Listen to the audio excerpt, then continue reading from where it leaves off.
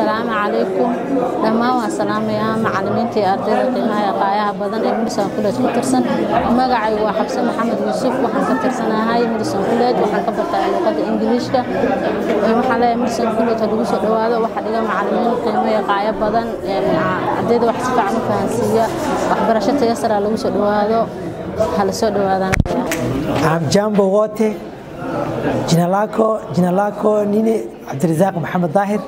Mimi nimefunza katika shule ya Madison, ninasoma Kiswahili na Kiingereza.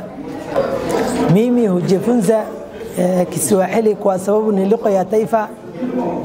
Madison College shule bora zaidi katika watu mtawasili. Kwa hivyo wote tunakaribisha kwa mkono mwili. Asanteni.